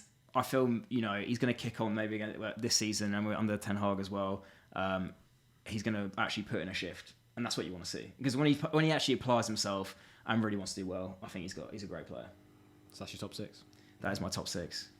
All right. Toby? All right, I'll go. So, 6th, I've also got United, but like you, I think 3rd to 6th is going to be very tight in general. Yeah. I'm kind of believing a bit there in Ten Hag. I think there might be a bit of a gap, but it wouldn't surprise me if the order of those 4 changes a lot throughout the season, to be honest. I think you could actually end up with, you have the main kind of title race, and then you have a little top 4 race between all 4 clubs. I do think United will be better because they haven't had a proper coach in, 4 years, 5 years. I mean, Ollie was just sort of the boys. He was just there. Yeah, he was just he was their cheerleader. Yeah, he was just, let's go, boys. I'm happy with the boys. Yeah. I don't even know what that accent was. Yeah. Marcus. But I think there's too much to do at United. I think signing wise, I like the Martinez signing. I like the Eriksen signing. If Frankie de Jong was a signing, I'd like it. But I just think it's going to come too soon. Is Ronald McDonald even going to be there? I don't know. Even if he is, if it helps, I think if maybe he's gone, if anything, it might help. I like for them that they're going back under the radar, because United don't get that. They are the biggest club in England. They have the most eyes on them at all times. And when everything's going bad, every week we have to listen to Neville talk about what's wrong with Man United. Like that is what TV covers. Broken record. Yeah. Whereas I think now they'll go under the radar, and that suits them. It suits them just to work, to improve tactically, and you'll do that with a coach like Ten Hag. So I think they'll be good, but maybe not quite good enough to break into anything. So I'd say 6th, but quite a bit of a higher points tally than what 6th was last season. I do feel if they sign Frankie de Jong, that elevates them quite a bit as well. Yeah. If they get it, but I don't know. It doesn't look too United, does it? It doesn't. But that would be a sign to Chelsea where I'd be like, if you sign that, and for fun, I'd be like, yeah, that's some serious business. I do think Europa they've got a shout, but we'll touch on maybe Champions League, Europa in a bit. So 4th or 5th rather, I've got the Spuds. Partly of some of what I explained earlier, in that I think with all this expectation on them and how they're going to be a better team, teams are going to set up a lot deeper, and I think they will struggle a little bit with that. Like you touched on, Kane and Son will naturally drag them through a lot of games. Richarlison will help, Kulusevski will help. I just think they could do with a creative outlet to an extent, and that might be their downfall.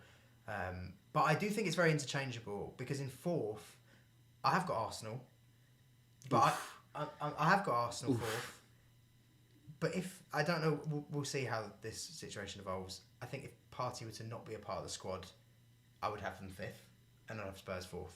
But I think at the moment, as things stand, I'd go with that. And I'm going to back us to make 1 or 2 signings that I'm very happy with, whether it's Cucurella, Fofana. I wouldn't be surprised if it is it not surprised rather? I think De Jong wouldn't be a bad signing, but we quite clearly need goals, because that's the question mark I say with Chelsea, is that I think they'll sign those defenders.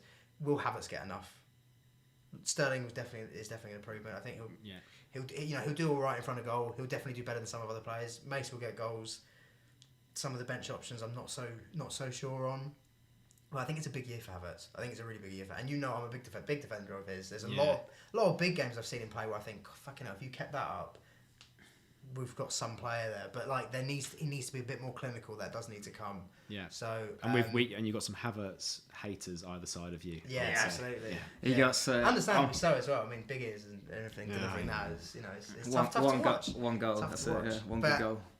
Yeah, when it comes to like our attack, that's what worries me more than. I think the defence will be solid enough that we could get third, have some decent cup runs, maybe just fucking win big ears again. Might just make it number 3. That'd be nice. And then seconds? I've been flip flopping on this, to be honest. I'm gonna go Liverpool in second. I think with City, what's kind of put me off a bit is just that Zinchenko sale. Obviously, that quite clearly they were engineering a move for Cucurella. I'm just surprised that they haven't pushed for that, and it looks like we might be doing it. Although, like I said, when this comes out, Barca will probably haven't, but City wouldn't. And City would have signed someone else at left back. Yeah, who's unbelievably good. Yeah, true. But I think that could be a bit of a factor in weakening them, because Walker does get injuries. If that's the case, and you've got Ake at left back, Cancelo at right back, I don't think that's the most helpful thing. But I think Haaland, Calvin Phillips, Alvarez, I'm really excited to see, to be honest. He looked great. He looked great when he came on the other day. He looked really sharp. I remember I saw his highlights when he scored 6 odd goals in Argentina the other month. Super exciting. I was like, this guy's an exciting player to watch. I'm excited to bring him to the Prem. We'll see him in the Prem. And I think Liverpool losing Mane, I don't know if they've gone backwards, but I think they're fairly stationary, because I think it will take a bit of time for Nunez to adapt. I don't know if Diaz will be the same level of output on that left that Mane was anyway. And I think people will really appreciate what Mane did in linking that play, in being there for output, in pressing from the front, in nicking that ball back. I think he was a real integral part of Liverpool's success in recent years. And I think that might hold them back a tiny bit. And I think I've got them second for that reason. Nice. What have you got? My 6? It's very similar to yours, to be honest. So Arsenal to win the league. No, I'm joking. City, Liverpool. I do think Chelsea third, which is probably not the most common opinion outside of Chelsea fans, but yeah, I think there's actually a lot of doubt in our. There is a lot of doubt. We all think there is a lot of doubt. And we had this conversation earlier in Spurs, but I think with Conte, it's either feast or famine with Conte in terms of he wins the league or it goes really basically tits up. Yeah. And if they're not really up there, that's when he starts to throw his toys out the pram a bit. I know they had something to fight for last season with 4th. That's why they just about managed to get over the line. Even then, there were hints though. Yeah, there was a lot of, he wanted to go. It was like he's going to leave. He was like 4th. He's going to leave. We thought he was off almost. So as a result, I don't back them to do that well. They've got Champions League football this season. Yes, they've made good signings. Conte doesn't like Champions League though, to be honest.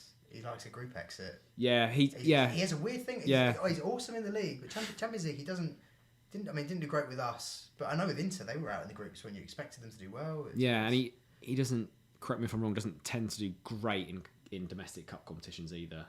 It doesn't do great. Got an FA Cup, but it doesn't do great. I mean, he got pretty flattened by Chelsea across 2 legs last season, didn't he? In the semi-final of the Carabao. True. Did like to see that. Saar was playing well. Says a lot. So Chelsea 3rd, Arsenal 4th, and then I'll go United 5th and Spurs 6th. You expecting a Spurs crumble? You think, which people are going to say I'm a biased Arsenal fan, but I genuinely think that they won't do as well as people think. I've been waiting for that Spurs capitulation for years. And hopefully this is the season. As we said, it's the history of the Tottenham. The history of the Tottenham. So, yeah, that's my 6. And yeah, I don't know about who will come next. West Ham? I think it's hard to look past West Ham or Newcastle, isn't it? Yeah. It's hard. They've done some big, spent some money, West Ham, as well. I think with West Ham, but they're unlucky because that Aguerd's been ruled out now till the World Cup, basically. That's a 30 million signing in itself. So I think defensively they've got the opening day against City. Doesn't come much easier than that. Yeah, it's tough. So I don't think that helps, but I like the Scamacca signing. I'm excited to see him. Rice isn't going anywhere, quite clearly. I mean, no one's in for Rice. Bowen's shaking over a good player. But I think another team that how well they've done in recent years, teams might sit back a bit more against them. And I think they'll struggle with that because I think you saw in the England game, and I know it's a one-off, and he is a decent player, but you can quite clearly tell without space to run in behind, Bowen found it a lot harder. Yeah, a lot harder. I thought people are think he's going to be a one season wonder sort of thing. He's going to was it Bolly this week? Flop. Yeah. What about Leicester? What's the thoughts on Leicester? 16th. When we were talking about managers, I mentioned Gerrard, Hasenhuttl, Lampard. Pressure for Brendan. I think Brendan. I think Fofana being injured was a big miss for them, quite clearly. I think Vardy didn't help, obviously, but I think last season they were really poor. A lot of this for the vast majority of the season they were very poor. I think as much as that FA Cup definitely puts him on a pedestal in terms of he's brought silverware to Leicester. Which it's not the best silverware they've brought in recent years, but it's still massive, right? Yeah, especially for them. But that said, I think Champions League, those 2 seasons back to back, where they should have had it sewn up both years, and then end up coming 5th on the final day. Pressure. I think it does creep in, and that FA Cup kind of papers over the cracks a little bit. It does, but they haven't signed. I think they're the only team in Europe's top 5 leagues. Yeah. I actually think that helps Rodgers though. I think that takes a bit of pressure. If they were to, let's say they did sell Fofana, or they sold Tielemans, or Newcastle are in for Maddison, supposedly. 40 mil. If one or two of those guys... I thought it's 50 now. Well, I'm just saying 40 mil was a bit of a piss take in the first place. Yeah. For Madders. Anyway, go on. Do you think? Yeah. You don't rate Madders? No. I think it's a piss take low. Oh, yeah. I agree. I think English tax as well. No, sorry. No, I think that's for Newcastle. That's a piss take. Sorry. Yeah, go on. Well, the thing is, though, you don't look at Newcastle and think, come on, you got a bit. Exactly. They're not fooling anyone. Lowballing it like that. We'll get you for cheeky. This is all we've got. 40 mil. No. Yeah. I think. Yeah, they're losing the captain as well, Schmeichel, to Nice. That's the rumour as well. I don't think that's a big loss. I think I don't think Schmeichel's a big loss. I always was a Schmeichel hater back in the day. I always rated him, but for the last 2 seasons, I think he's been pretty poor. But I think I've heard there's a Kepa knocking about. They're letting Danny Warden, the keeper, fight it out. Yeah, Runnison. Runnison made Kepa look all. He did. Yeah, he looked like an under 15s in net. It was ridiculous. I could have done a better stint. I've done a better stint than that, honestly. Yeah, it was hilarious. I think Leicester and Villa are going to be 11th, 12th. No, I think Leicester will go lower. Honestly, I think they're going to have a real tough start. No Europe. I think it depends who they sell. And who they sign. There's rumours they're 216 million in debt as well, so that's why they're not buying anyone. I don't know where I've got that source unknown. Source Twitter unknown. The stats man strikes again. Yeah, just coming out. I've read that and it's sort of in the corner on my screen somewhere. I'm going, I'm going to pull that. They're going to pull it out and be like, nah, it's not bollocks, but whatever.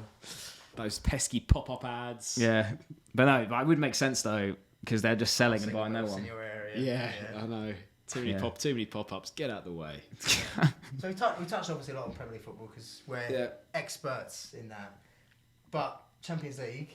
Yeah. We thought we'd cover this before we wrap up. Champions League. A bit of Ballon d'Or predictions because we know Benzema's going to win this year, and if he doesn't, it's a disgrace. That would be a disgrace. Nah, Ben's got it locked. Ben's got that wrapped up in the bag. And if he hasn't, I mean, someone needs a word with. Yeah, if somew it's messy, everyone goes with what? Yeah. I mean, I back it. Yeah, UEFA Lona. Yeah. Lewandowski. Yeah. If they could fucking pull out Salah, I swear to God, when he was the best player in the world for 2 months, that was just. He was stinking as well, in 2022, wasn't he? Yeah, post Christmas. Yeah, pretty cool. Well, AFCON kills you, doesn't it? Though, really. Yeah, we're gonna get a lot of hate for that one. Yeah, so Champions League. Who have you got? Bit of reasoning. For me, it's between, and it's kind of the second one, maybe a bit more rogue, but I think City are I think I don't know what yours is, but I think City is I've gone for Liverpool to win the league and City to win the CL. That's how I feel it's going to go. It's going to be, they've been so close for so many years, and I think this year might be, and maybe that's what Haaland's going to bring, that clinicalness right in the semis or in the final, which is going to take them over the line. But I actually think don't sleep on Bayern, even though with no Lewandowski. I like their team. I'm a big fan. That 9. Yeah, well, I like their team, and I think. Nagelsmann's got a second season with them now. I think they're sort of like tactically well set up, and who knows? I think they've got a good chance. Mane as well. Yeah, I don't mind it. I don't mind it at all. I've gone with the other one that's felt destined to win the Champions League. I'm backing PSG to win it. Paris. And I'll give my reasoning. I watched towards the end of the season a lot of Uber Eats on Sunday. I was enjoying it just because it's really sinking in for me that we are watching the tail end of the best player we've ever seen, and I want to watch as much as possible because it's finite. That front three was really starting to click after the Real Madrid game where they went out. The front three really started to click. I think with this new coach, from what I saw from the game, they're playing this 5, and you've got Hakimi as a right wing back, which is him in his prime. Yeah, that is the best you're going to get. Yeah, he's a bit of a disgrace. The left wing, you've got Nunes, as Monica would say, who's got very athletic kind of player that suits. If they keep Ramos fit, Marquinhos fit, Kimpembe, they can play that 3. Donnarumma should have shaken off some cobwebs. I think he looked a bit shaky at points last season. Can't pass the ball at the back though. Yeah, but I do think he's still a decent keeper. No, good shot, great shots. And then I think that front 3 with the World Cup, I think Neymar it releases a bit of a different Neymar. I'd like to think his last World Cup. Same with Messi, and you've got the best player in the world there. Also, I think that ties into. To be honest, I think Ballon d'Or. I'm tipping Mbappe to get his first, and I think they'll win the Champions League. Also, I feel Neymar's doubt. I think it's really spurred him on as well a little bit. Like he's been doubted. People have written him off. I think for the World Cup he's going to be up for it because I think Brazil aren't a bad shout either. I think PSG could do it, but I do also concede with you. City tempt me. City and PSG are always going to tempt you every year because their squads always seem to be the best. And as much as I'm a pet defender and I'll back him to the hill, I think he's definitely the best coach to ever do it. We'll have that conversation when he retires with another big ears if he's better than Ferguson as a whole package. But you got to win it at some point. Yeah, and if you don't win it this year, when are you going to fucking win it? Serious questions. Yeah. If you're bringing Haaland all these players after all these years, you should have won it. Ball forward. Yeah. I know. I'm a pet lover, but no, I'm with you. I'm with you. But it's too much though. He's got to win it. There comes a point where you got to win it because it's the curse. He's got a curse on him. To be fair, he can't do anything. Yeah, he's got a curse. Yeah. What are you thinking for it? Liverpool. I just think that they're just elite in Europe. Like since Klopp's been there, that obviously they didn't. They do like losing the final, don't you? Yeah, they do. Klopp is a perennial loser in finals. But that Atletico Madrid tie aside, they've just been unbelievable in Europe and that was, I think, I do actually believe the hype. Anfield under the lights. Oh, fuck off! It's first minute speakers allowed for "You'll Never Walk Alone." Last minute, but in a big game, and the rest of it is just in a big CL game. It looks good. I think I've never been, but I've never been, but I think there's something special about those Anfield Champions League nights. This Liverpool fan over here. Yeah, he's a secret Liverpool fan. He's an Arsenal, but when Arsenal been poor, he's just grown to love it. I don't know what you're talking about. Also, I feel like Nunes could be interesting at CL as well. Like I feel like he's CL proven as well. A bit more space in CL games as well to sort of get him behind. I don't think. I think it's hard to argue that. I think we've chosen 3 pretty probably the 3 favourites. But we haven't maybe none of us have gone with the holders and the ones for number 15. Yeah. But then that's the thing with these lot. Like you can never write them off. You can't. They're literally just like you just never know. Last season was a joke. Yeah. Every year you go, Modric is cooked. Benz is actually not Benz, but Benz is class. But you keep. Ben's but they've actually. Touchemi, is he any good? Touchemi, he'd be a good player. And but I don't know. Rudiger's a good signing. Yeah, Rudiger's a great signing, that's for sure. But 100 million on what a kid who has had one good season in Monaco. Hazard to have a good season. Oh please, but no. Edens. You think he's Science done comes out. back in Jan. I think play himself into World Cup form. Jan to Newcastle? I'd love throw money at him. Yeah. Hazard to Newcastle. You got Vinicius on that left. Yeah. Oh, he's baller. Edens lost that burst that he definitely had because of all these injuries. And in that case, what is he going to do? Adapt his game to be a bit of a 9, like a false 9 that links the play that could do that, but. You play a 10, but they don't play 10. That's the thing. So, are you ever going to see that Eden Hazard? I don't think you are, if I'm honest. And that is heartbreaking for me. Yeah, I can see it. Yeah, in your face. I didn't. It worked out. If anything, you'd say Chelsea sold at the perfect time. Yeah, because he did. Yeah. To do. But I wanted him to succeed there because he was just he's a player. Show Yeah, that you he's still love like, hit players. imagine if you had prime Eden with Benz. It would have been like to watch. It would have been unreal. Yeah, the link up would have been disgusting. But I think we've chosen 3 pretty classic Champions League winners. United or Arsenal for Europa? I don't know. I think if we're still fighting for top 4, we'll see. We'll drop. Obviously. Roma as well. Could Be Roma as well. For Mourinho, might really love it as well. Wins conference. Yeah, Jose does love Europe. But I want them to win Serie A. Because Serie A is really getting competitive. Yeah, well, they signed Dybala. You see the fans? Oh my god! Matic? Yeah, come on. That's a horrible. Wow. I think Dybala broke the record for the most shirt sales in one day. Beat Ronaldo in Italy. That's mad. Yeah, crazy. That is mad. I think people, you don't realise how big a brand Dybala is, like. And how big a club Roma are as well. Yeah, I think they're unbelievably big in Italy. Well, I always like Roma from Totti and everything. He's just a good field club. I'm loving him at the moment. Just because, like last season, I even whack a bit of Serie A on, and you know, from Mourinho's. I feel like he's up the shithouse antics, if anything. Yeah. Like when he just booted that ball away, I was like, "This is just brilliant." He's emotional as well. Like you guys growing to love him, You're like, no, I've liked Mourinho. I don't know. I'm on the fence. Imagine you're probably still a bit like. I still kind of hate him. Really? Amazon Prime doc. I was like, this guy's kind of jokes, and then especially now he's not in the Premier League. Yeah, it's just good. He's good crack. Yeah. Well, but when he was at Spurs United, I couldn't really enjoy him. But I think there's still part of me that loved him.